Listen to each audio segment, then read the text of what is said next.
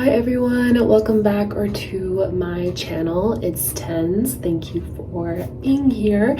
And before I get started, I wanted to give another blurb and announcement that I will be doing a giveaway once I reach 500 subscribers. So we're getting there slowly but surely. Don't forget to subscribe so that you are eligible for the giveaway. So road to 500. Here we go, here we come. I'm speaking it into existence.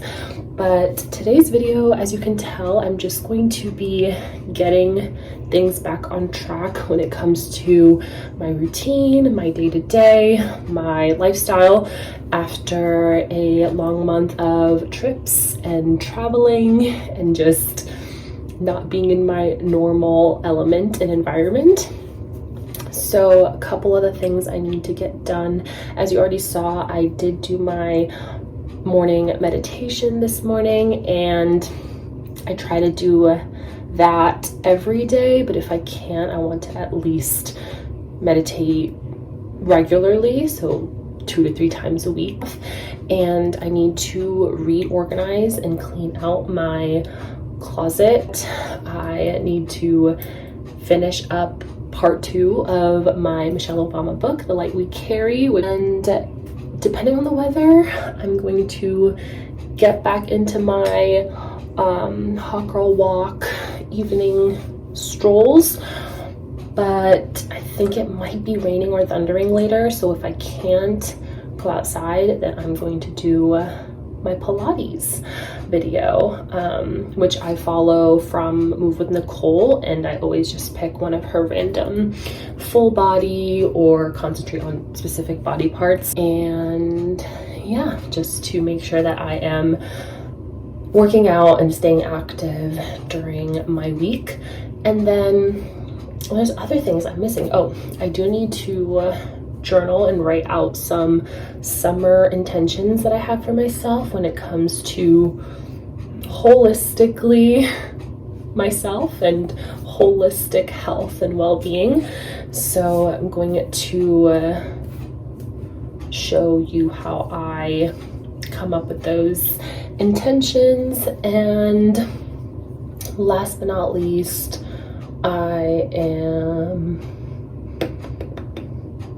that's really it. So follow along as I get myself back on track after a bunch of traveling and being on the go.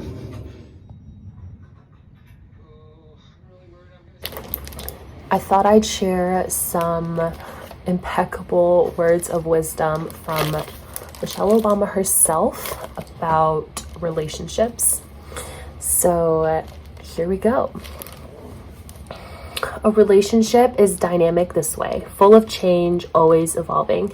At no point will both of you feel like things are perfectly fair and equal. Someone will always be adjusting. Someone will always be sacrificing. One person may be up while the other is down. One might bear more of the financial pressures while the other handles caregiving and family obligations. Those choices and the stresses that go along with them are real. I've come to realize, though, that life happens in seasons. Your fulfillment in love, family, and career rarely happens all at once. In a strong partnership, both people will take their turns at compromise, building that shared sense of home together. They're in the in-between. Regardless of how wildly and deeply in love you are, you will be asked to onboard a whole lot of your partner's foibles. You will be required to ignore all sorts of minor irritations and at least a few major ones too, trying to assert love and constancy over all of it, over all the rough spots and inevitable disruptions. You will need to do this as often and as compassionately as you can. And you will need to be doing it with someone who is equally able and willing to create the same latitude and show the same forbearance toward you, to love you despite all the baggage you show up with, despite what you look like and how you behave when you are at your absolute worst. I mean, need I say more? Such an amazing chapter. She talks a lot about her marriage and the seasons that it's gone through, the different ways in which they navigated their core differences and how it makes them better and stronger in their connection and in their relationship, and focuses a lot on being so commitment minded to one another that you are able to make the necessary adjustments. Some of the things that your ego makes it hard to do sometimes, but because of your commitment and your true, dedicated, devoted love to one another, you just keep that as the common ground that will push you through any of the day-to-day struggles and differences that can conflict with one another. So, I mean, I think everyone needs to read this book, and she also has a whole chapter on decoding fear and dissecting how fear shows up in an adult's day-to-day life and how that prevents you from opening up your world and expanding your horizons and just missing opportunities that could be so fruitful for you. But because you have a fear linked to something that you don't know and something that is new to you, it just holds you back overall, and how avoidance can show up in your life and how that is equated to fear. It's just such an interesting book where I feel like I could highlight everything and take a bunch of mental notes on the tools and practices that she writes about in order to keep yourself grounded and keep yourself just pushing forward day to day in order to develop in the way you're meant to. But I'm actually on the chapter that says Meet My Mom, and it's all about her mom and the lessons and values that her mom passed down to her growing up, and how she's trying to emulate them as a mom. And it's just so good. Okay, in full transparency, this is what my shelf is looking like, and all this is not organized in a systemic way, so I am just gonna have to take everything out and figure out what piece of clothing goes where and organize that way. So this is the before. This is the final result. It's not perfect, but don't judge. I low-key feel as though I don't really know how to fold clothes, especially the tricky ones with a bunch of ties and, things hanging off of it. But this is what I decided to do. I put all my denim and my bottoms and pants on this lower shelf, and then in the middle is just all my dresses and skirts. This one is a bit of an emptier shelf, need to fix that. And then the top one is just a bunch of my tops and tank tops, and I do have a couple matching sets and shorts in there because I didn't know where else to put it. Some workout sets. So all in all, for the most part, it's separated based on the type of clothing. So got that checked off, the to-do.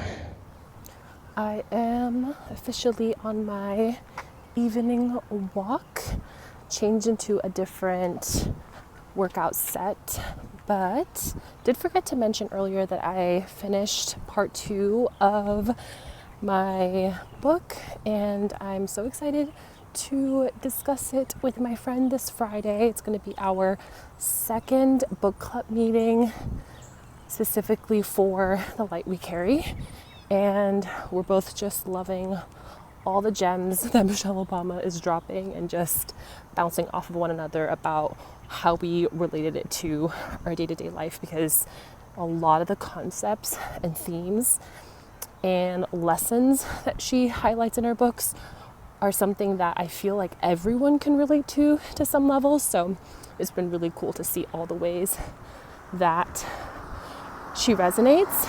But I'm going to head over to Tropical Smoothie because I haven't had a smoothie in a while and I'm craving their summer or sunset sunrise smoothie, which is 10 out of 10.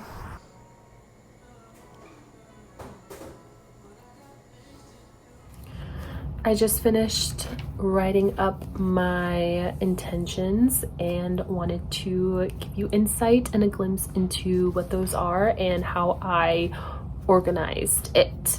So I just put here on my notepad summer 2023 intentions, put the date, and I separated it by what I have intentions for when it comes to 3 aspects of myself, and the first one being mind, second one body, and the last one is soul. Don't know how clearly you can read it, but I'll just read it off for you so that it's easier. But when it comes to my summer intentions for my mind, I put meditate at least 2 to 3 times a week. It's definitely a struggle to meditate when I am traveling. So now that I am trying to get back into the swing of things, it is a must to make that intention known and make that active effort, even if it's not every single day, knowing that I will meditate a few times a week regularly and consistently is going to do leaps and bounds when it comes to my overall mental well-being. Second one being affirmations from my mind, and I think that kind of goes hand in hand with meditation because I tend to meditate on an affirmation that I like to focus on depending on what I feel that I need more of in my life or in my headspace. And another one for the mind category is read at least 1 book a month, which I know is possible because I did do that before, but because of June and how hectic it was, I just didn't get a chance to finish some books and consistently read every week. So I'm definitely going to be making that a goal that I think is definitely attainable. So reading a book a month, and then lastly practicing gratitude regularly, because I've also noticed that there is a direct correlation between practicing gratitude on a consistent basis and overall just feeling so much more clear-headed and content and full. Second category for my summer 2023 intentions when it comes to my body is to keep at it with my hot girl walks in the evenings, because I've learned that I am not a cardio gal in the slightest.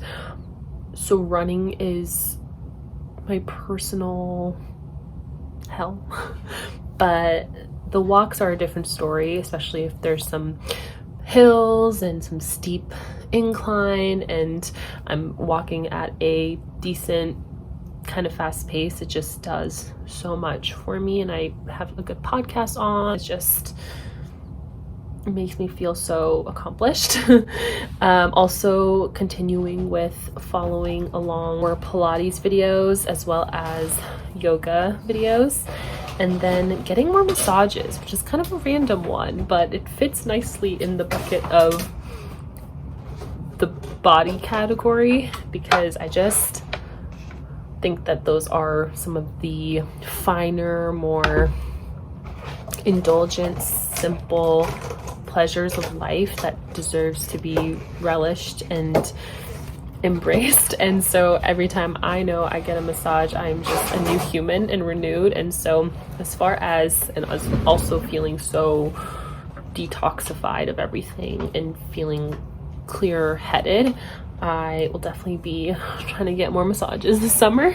Having less sugar overall, that just goes without saying.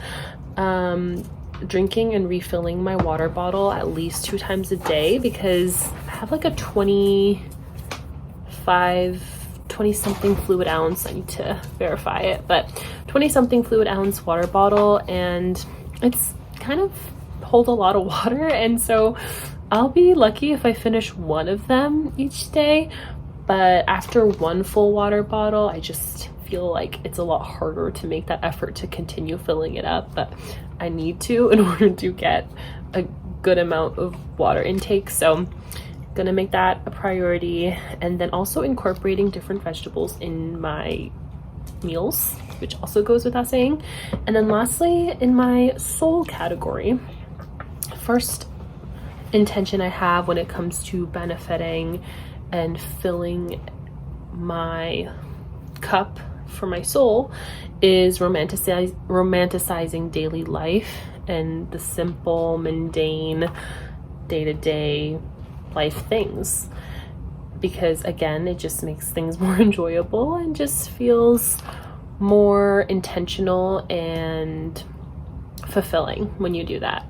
And then also taking myself out on more solo dates, and also just prioritizing pleasure, which kind of fits the theme of what I've been talking about, but really just basking in the route of pleasure, because life's short, so why not? Also trying new things and hobbies that interest me and that intrigue me. And another one is trusting myself in every decision that I make and every choice that comes my way, and how I approach those options and those decisions. And lastly, leading with curiosity and non-judgment, because I think that speaks to the growth that I am capable of experiencing when I focus on leading with curiosity and non-judgment and open-mindedness when it comes to everything, whether it's something that I am hearing from media, or just when I'm engaging in conversation or meeting someone new, or ultimately faced with anything that takes careful planning or decision making, just making sure that I am going into it with a place of, or going into it from a place of curiosity. That was it for my summer intentions when it comes to my mind, body, and soul. And also that wraps up this vlog. Hope you all enjoyed it. Thank you so much for watching. If you did like this video, don't forget to subscribe, click on that bell to stay notified, and like and comment. See you in the next one.